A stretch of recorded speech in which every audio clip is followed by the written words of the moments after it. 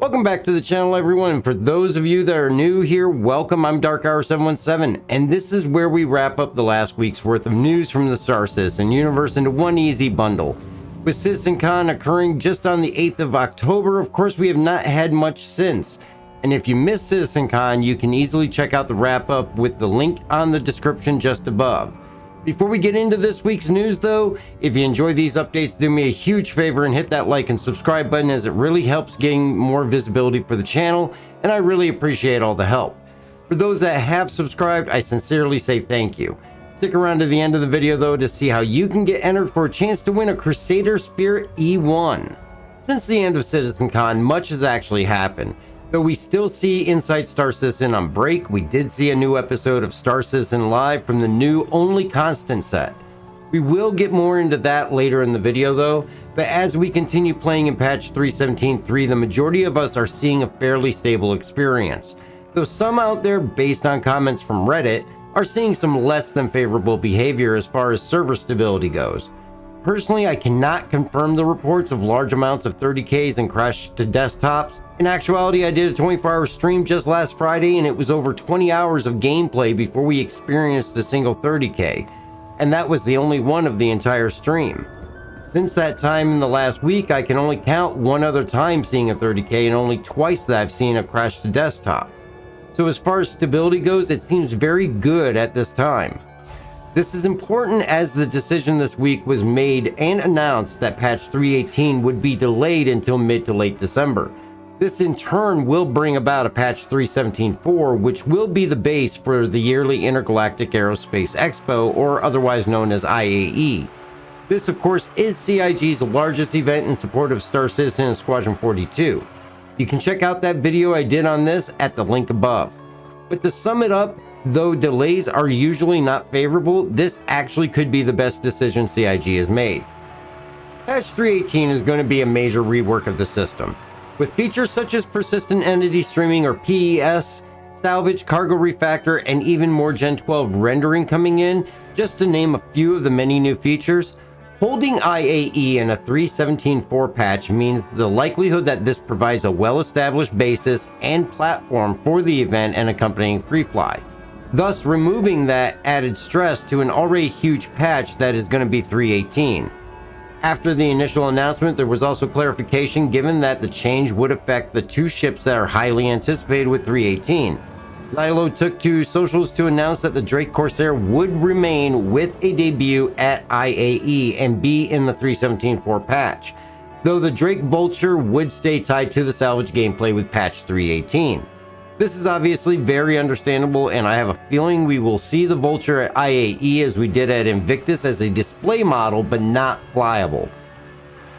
Of course, IAE also usually brings with it some type of straight to flyable as well as a new concept, and having any new straight to flyable be introduced in a more stable patch would be most preferable. The key thing to remember is that 3.18 is going to be a relaying of the foundation of Star Citizen. This means that even with extended testing and the delays to avoid a rush to live, it needs to be expected that 3.18 is going to be most likely the most buggy patch we have seen in a while. So it is the most logical decision to separate IAE from it. This will hopefully in turn lead to a very successful event. Later in the week, CIG did confirm in Spectrum that the newly announced patch 3.17.4 will not include any type of a wipe, but that as planned 3.18 will consist of a full wipe. This raised the question in Spectrum as to whether this would include reputation. Surprisingly, it was overwhelmingly positive to also wipe the reputation with 3.18, with some making the point that this would give the largest testing base for ensuring that the reputation building functions work properly within the 3.18 patch. CIG, though, has not said anything directly as to what the state of reputation will be. Me personally, I'm good in whichever direction they decide to go with this, but do agree wiping reputation would not necessarily be a bad decision. I would be interested in knowing your thoughts, though, so leave a comment and let me know. Day of Aura still continues through the burst this past week, as it will come to a close here soon.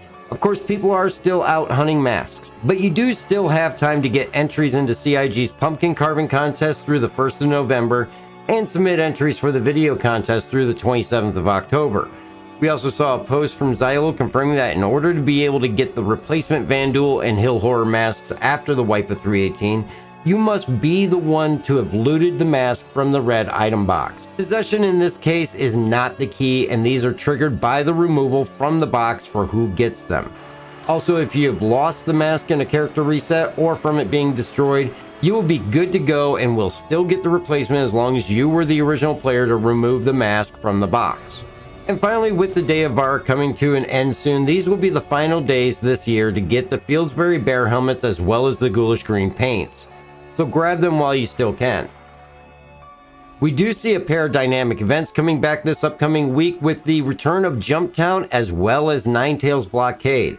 Jumptown will be running the 25th, 27th, 29th, and 31st of October, each for about a 24-hour period.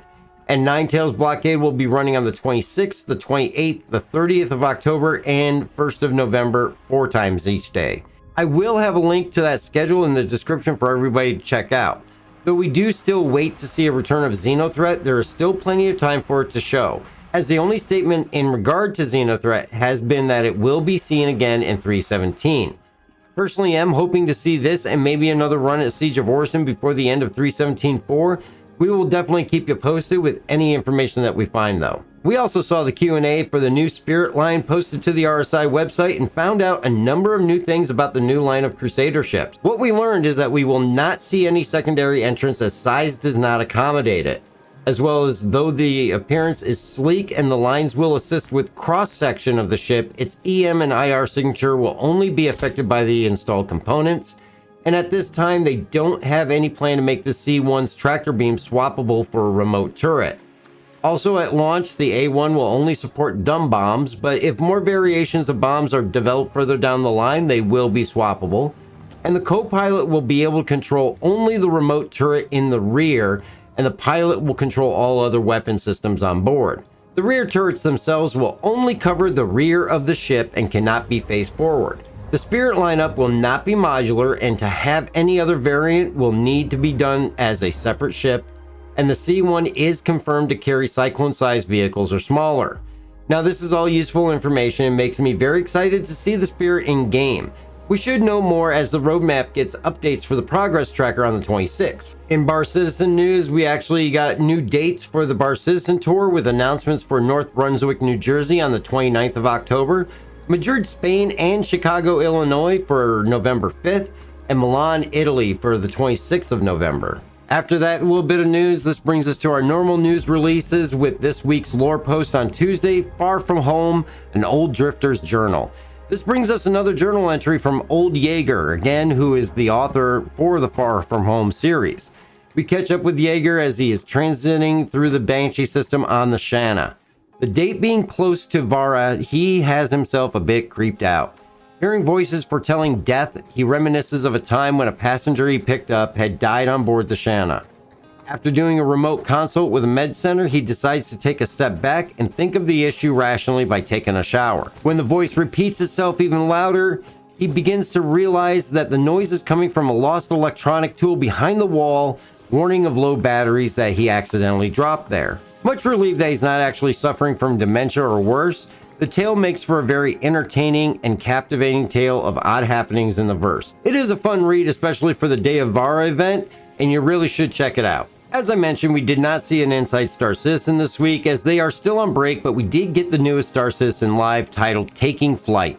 This episode brings John Crew and Ben Curtis in to speak with Jared, and initially they discuss post-CitizenCon items such as the Crusader Spirit, as well as the size issues that needed to be fixed in the brochures and such, as well as discussing why a bomber was added to the lineup and the fact to be able to make an option of offerings for players to choose from. Also discussing minimum safe distance for bombs, as well as going into the Mixmaster system and VIP transport, though here they didn't really have a whole lot of new information to give us. This moved into talk of the Great Cat STV, or now otherwise known as Steve, and the success of this little buggy. And that led into the ground speed changes and the fact that there will be more coming down the line, as there is an upcoming new tire and ground handling mechanic that's going to be due. John also spoke about the Pick a Ship Challenge, and the RSI has won the vote with a whopping 44% in favor of an RSI mining ship. And so RSI will be the new manufacturer of the next mining ship that we'll see in the verse. and the start of it with a design brief is in the works, and once signed off, then the concepting process can begin.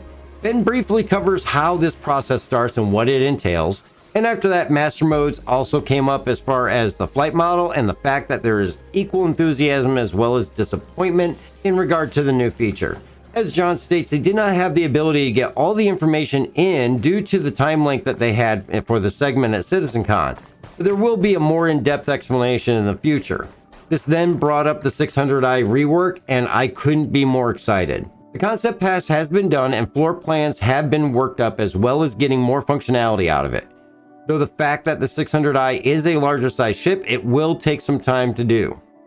This is when we got images of the concept.